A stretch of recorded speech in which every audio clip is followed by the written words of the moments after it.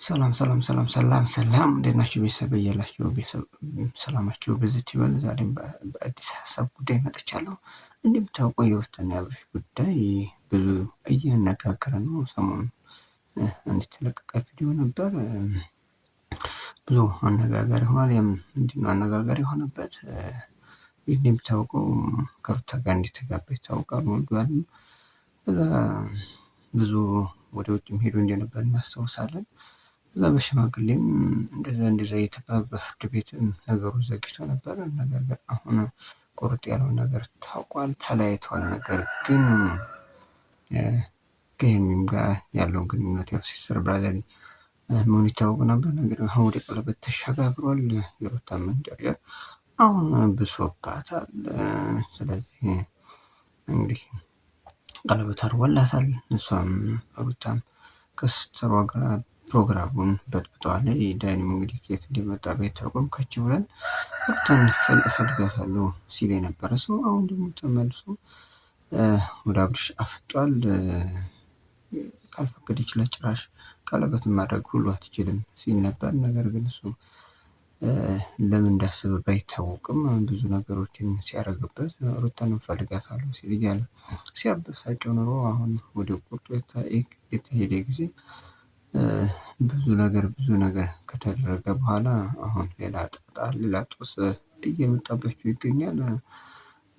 አብርሽም ከሩታ ጋር ሆነ ሲባል ከዚህኛቱ ሄርሜም ጋር ሆነ ሲባል ከዛኛቱ ጋር የመሆን ሁኔታ አዝማሚያ አለ። አሁን ግን ቁርጥ አድርጎ ምንም ከሩታ ጋር አንድ ልጅ ቢያፈሩም እሱ ግን ያለውን ነገር ቁርጥ ያደረገ ይመስላል። በባለፈው እንግዲህ እንደሚታወቀው አርግዣለሁ የሚል ኮሜዲ ነገር አምጥታ ነበር ሩታ። ነገር ግን እሱ ያንን መቀበል አልፈለገም። ድራማ ነገር ይመስላል።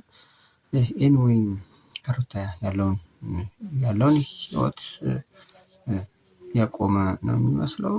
ሌላ ህይወት እየጀመረ ነው ከሄርሜ ጋር። ሄርሜም ቀርባ የራሷ እያደረገችው ነው የሚመስለው።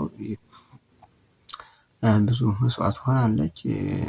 ነገር ግን የአብርሽም እህት ብዙ ጥራለች ሩታ እና አብርሽ እንዳይለያዩ። ነገር ግን ከተለያዩ በኋላም ከዚህኛቱ ጋር እንዲቀጥል እያደረገችው ያለው አስተዋጽኦ የሩታን እህት አበሳጭቷል።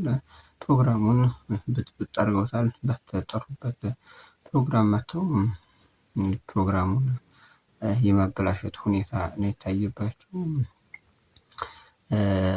እሱ መሆን ተገቢ አይደለም።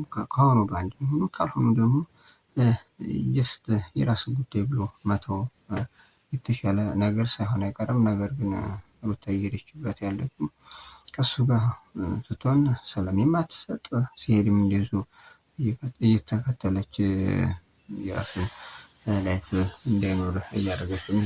ተገቢና ምንም ስላልሆነ የራሱን አማራጭ ወስዷል።